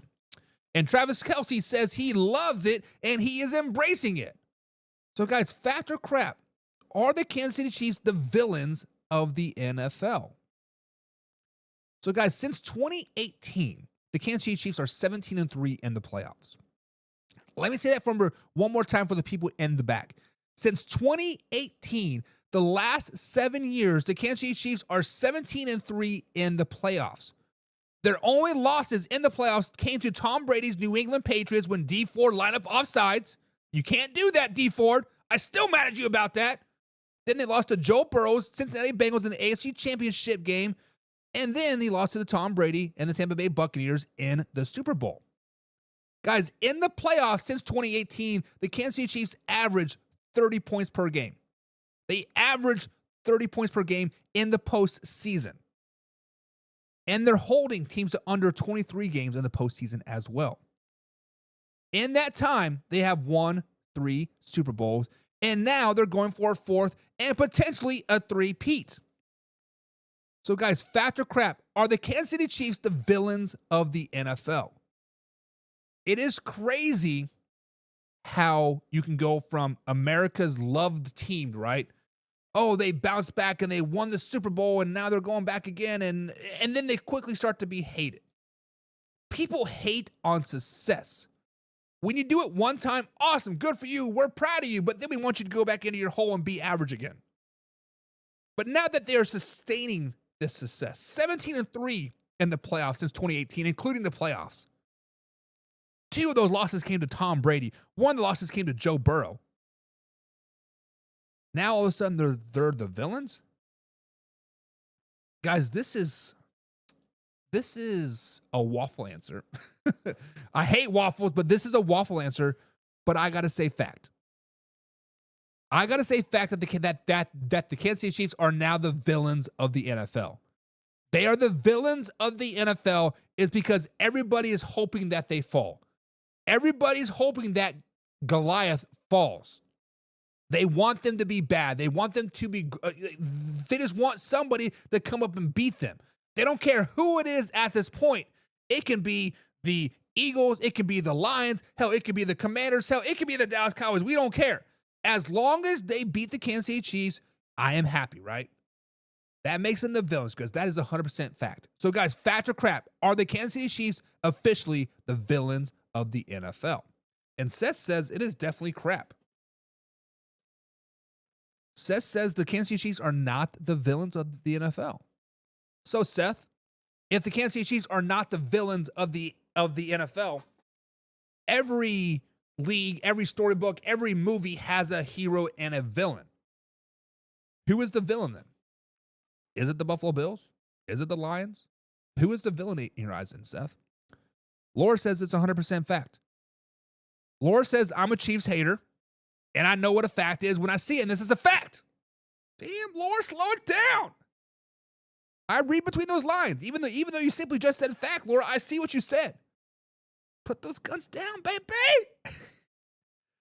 James Frank says, fact. They have taken it from the old Patriots. I'd rather watch the Chiefs than the Patriots, though.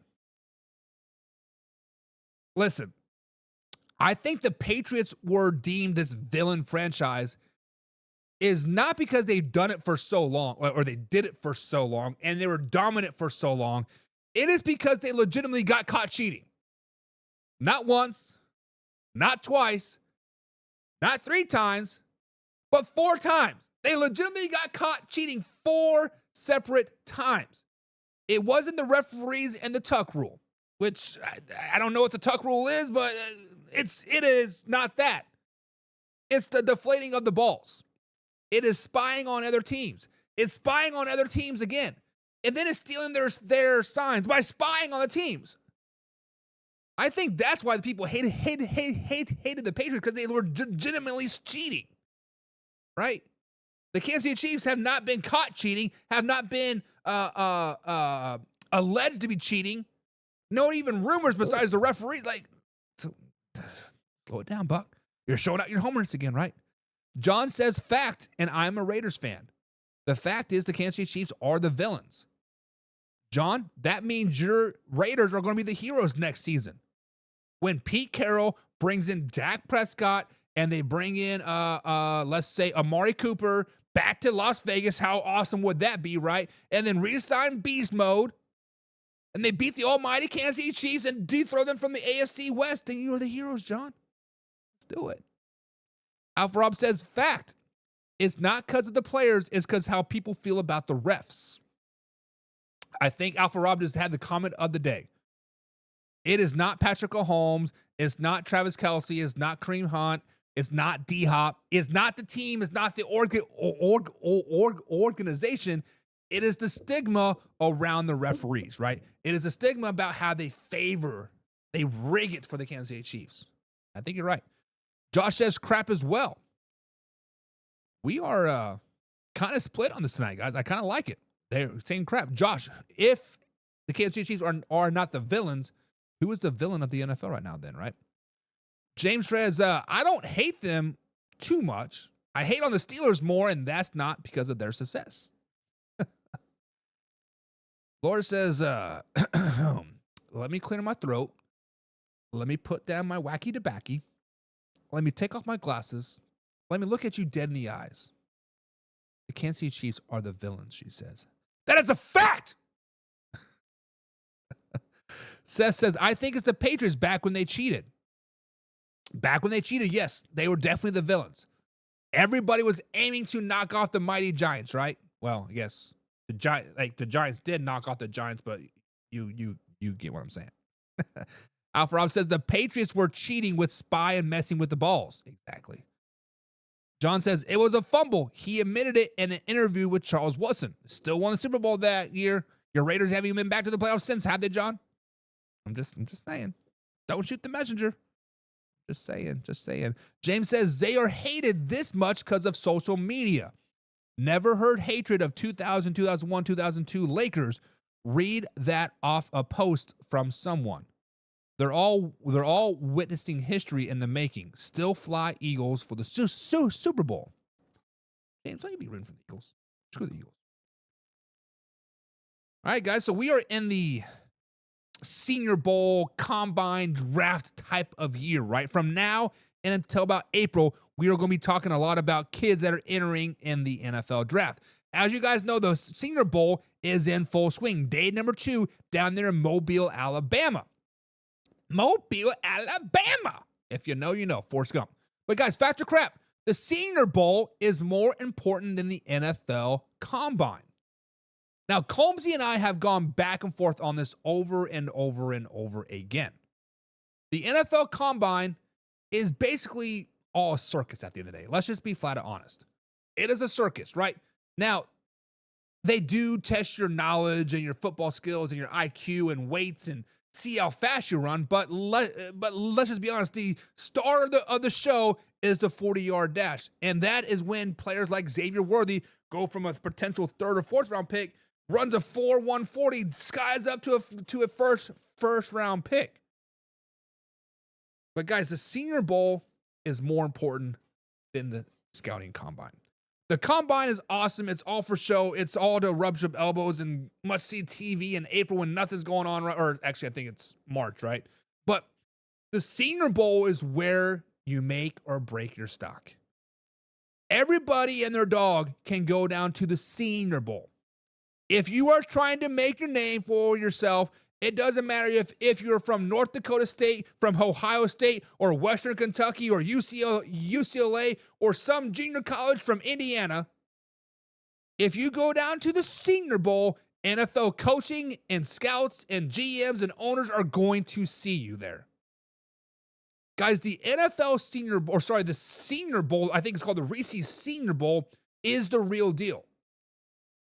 All this film that you have, whatever, it's all for naught. Because when the Senior Bowl happens, the best combine, only like 150 some odd people get invited to it, I think, total. So out of every position, you're only looking about maybe 10 to 20 to 30 people tops in your position get invited to the combine. If you're a senior, you're down there in the Senior Bowl making a name for yourself. Guys, it is a fact. The Senior Bowl is way more important than the scouting combine. I don't understand why the scouting combine is must-see TV. I live an hour from Indianapolis, and I go to the scouting combine, and it's dumb. It really is. Yeah, it's cool to see people throw up 225 pounds for 40 times, right? It is cool to see them do the shuttle drill and the L drill and the 5-10-5 and run some routes and shit like that. It's cool to see how fast they are, but the Senior Bowl is what it's all about. Senior Bowl is mano a mano. It determines if you have heart. It determines if you have skill. It determines if you have the it factor. I could give two shits less how fast you run in a straight line in tights and a tight shirt. I want to see you do one-on-one lineman drills and destroying that center as a no tackle. I want you to see you pick that man up to throw him down and go get the bag. In shoulder pads and a helmet. And cleats. Senior Bowl guy is way more important. Seth said it's definitely a fact. Seth says, I like the scouting combine. It's cool to see people run fast, but the Senior Bowl way better. And John says, yes, it improves their draft skills. What are draft skills, John?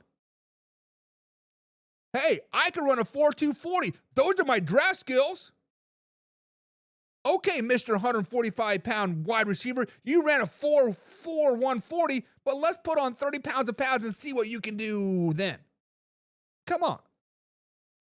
James says fact. John says fact. James says it shows that the players have heart or not. That is exactly right. Guys, tomorrow, I think it comes on about 1 o'clock in the afternoon, maybe noon. Go to the NFL Network. Matter of fact, I will be streaming it over on our Discord. They show practices. They show one-on-ones. The defensive line, offensive line, one-on-ones, that is the biggest competition you will ever see. Watch it. Love it. Alpha Rob says it's a fact as well. Next up on Factor Crap, my man Max Crosby. Max Crosby says he's happy with the hiring of Pete Carroll. Max Crosby said he's actually excited about the hiring of Pete Carroll. And he wants to shut down the trade rumors over the weekend as well.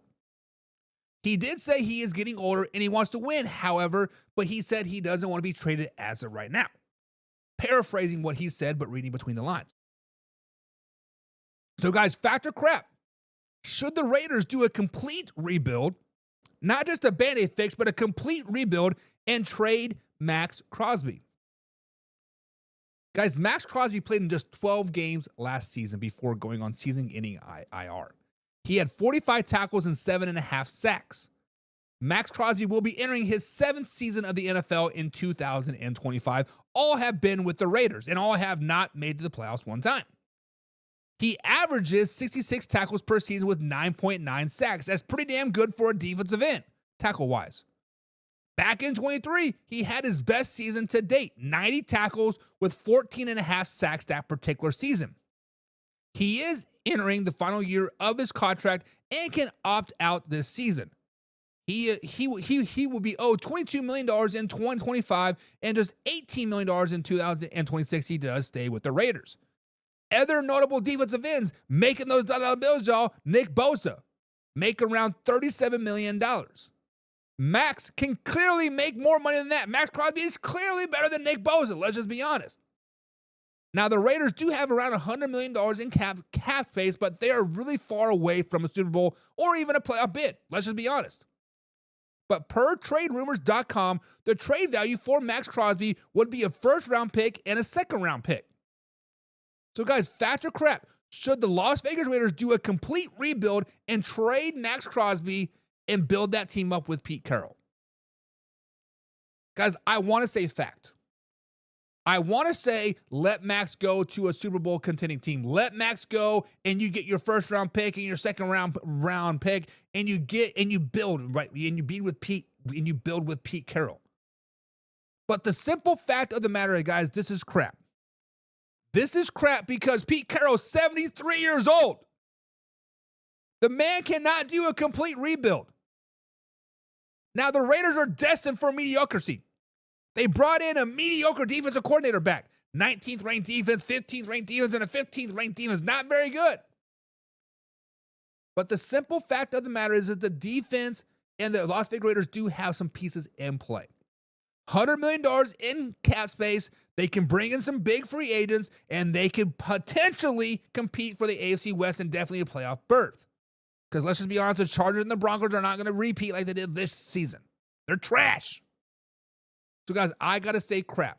And the Raiders need to build around Max Crosby and build to win in 2 years. Not 5 years, not 6 years. The next 2 years, the Raiders have to be all in, do what you got to do, sell your soul to the devil, but do what you got to do and make the playoffs. So, what do you guys think? Fact or crap? Should the Las Vegas Raiders trade Max Crosby and do a complete rebuild? Laura is saying fact. Laura says, let Max come to Minnesota, let Max win a Super Bowl, and then he can go back to Las Vegas and finish out his career. Trade him away. And John says crap. John is saying crap because he's simply just a homer. He doesn't want Max Crosby to go anywhere. He loves him some Max Crosby. He loves a little bit of ginger spice in his life. John is saying crap. James Frank is saying crap as well. He's their team and their leader. He's a generational talent, I believe. That would be a big, big mistake. James, as much as I agree with you, he is a generational talent. He's a great talent. He is arguably a top 5 defensive end in the NFL, if not pushing top 2, maybe even the best, right? TJ Watt's pretty damn good. Is he better than TJ Watt?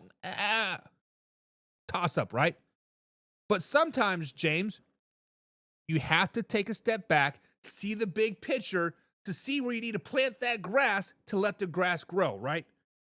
Now, if you're right up on there, your grass looks great. You're a nice little green patch the last month of the season with the top 10 defense in the NFL. But if you take a step back, man, we're the 15th, 19th, 20th ranked defense in the NFL. We have one green patch and the rest of it's gray. If you pull out that last green patch and then replant everything, you can have a nice big green lawn. You can actually have a top 10 defense. Sometimes that happens. Alpha Rob says, Mar Levy in 1999, so Peep is a pup. Seth says, let Crosby go to the Cowboys with Micah Parsons. And Seth, that brings me up to my next factor crap of the day. For some reason, it is not on there. So give me a second. Give me a second. My bad. Where's it at? Give me a moment.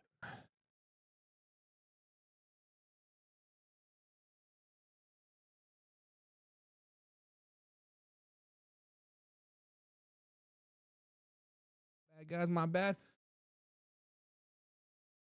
What's going on here? What is going on?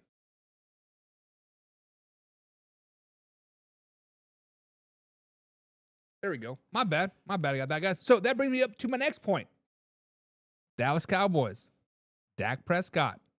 Right? Dak Prescott has been one of the most hated quarterbacks in all of the NFL in the most recent seasons. He did sign a huge deal this last offseason, making him one of the highest paid quarterbacks in the NFL. So, guys, fact or crap? Should the Dallas Cowboys trade Dak Prescott? As you guys know, Dak Prescott has been a top 5 quarterback in the NFL the last 5 to 6 years. He has been pretty damn good.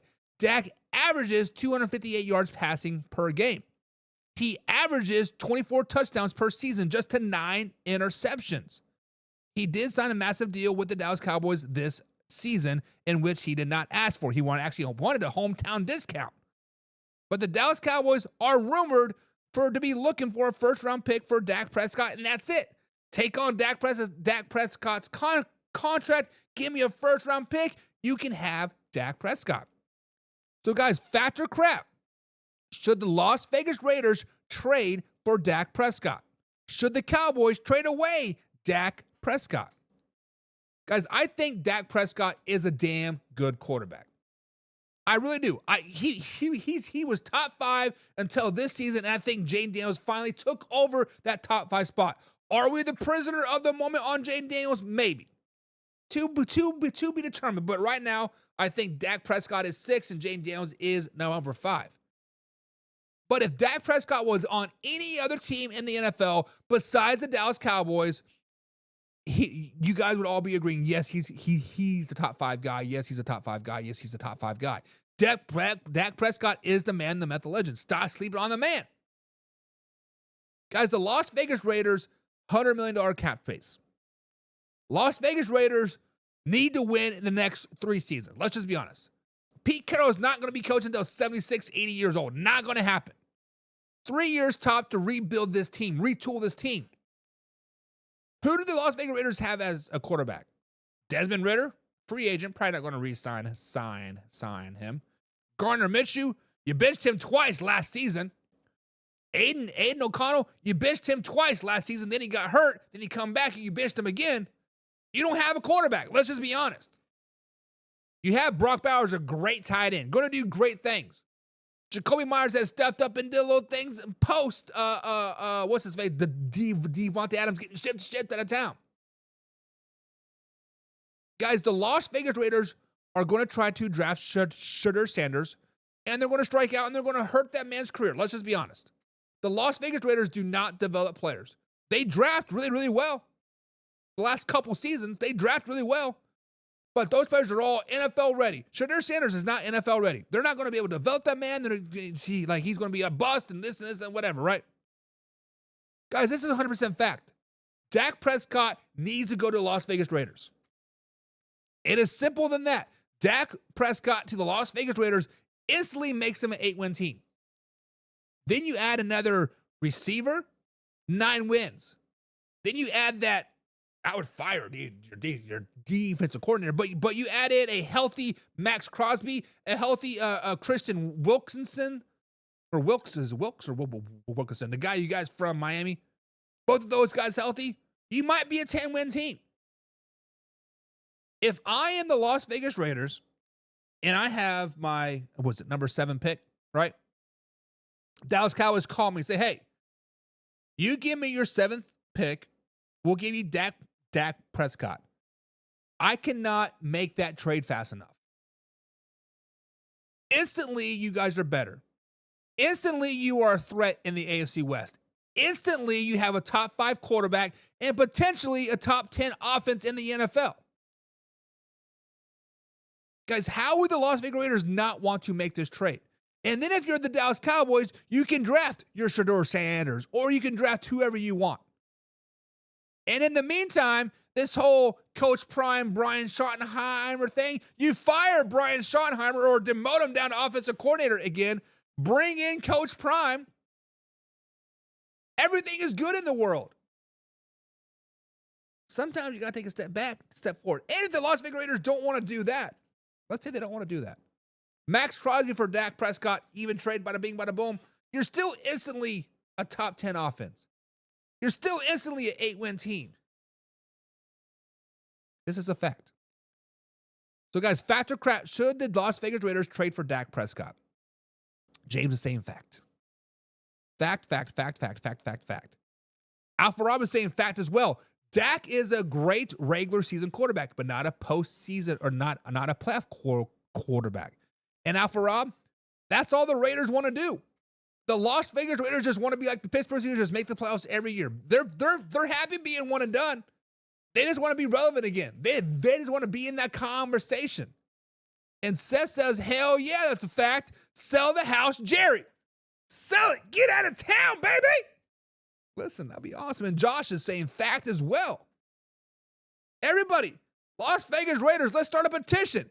Get it in there. Dak Prescott, the Las Vegas, make it happen. And Laura's like, whoa, slow it down, baby. Slow it down. Crap, Buck. John says, Debbie did Dallas better than Dak. What? Duval. I don't know what you're talking about. James says, Dak is a good quarterback and better than a lot of other guys in the league. That is correct. And James, like, the reason why Dak Prescott gets so much hate is because he is on the Dallas Cowboys. If he's averaging 249 yards per game, 29 touchdowns per season, just a 9 interceptions on any other team, the Jets, the Browns, the Lions, the Rams, the Kansas City Chiefs, the Seattle Seahawks, people are praising this man like, oh man, Dak, you're so good. But the fact that he's on Dallas Cowboys, he sucks. He's terrible. He's trash. Whatever. Do the blind test, right? And John says, no effing way. Dak is whack. He is whack until he is on your team, John, winning 8 or 9 games. Crap.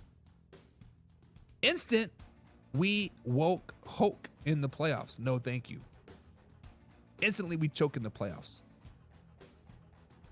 Sail Boy Group says, what's up, man? What's up, Sajay? Say Boy Group. What's up, man? What's up? All right, guys, so that is going to be it for today. Great show for you guys today. That was a great Thursday show. If you guys are new here, be sure to subscribe. Hit the like button. This is a live interactive show. We are live every Monday through Friday at 9 p.m. East Coast time. You guys, we'll be back tomorrow. But if you are a pigskin pundit, we're going to do a little after show. And I'm going to show you guys how I actually do dive deep into how I prepare for the show. So here in about 10 minutes, guys, at 11 p.m. East Coast time, we've got the after-hours show happening, but you got to be a pigskin pundit. Josh says the Raiders should have hired Rex Ryan. No, honestly, I'm with John on this one. The Raiders should have hired John Gruden. Simple as that. But, guys, live, raw, uncut NFL talk every Monday through Friday, 9 p.m. East Coast time.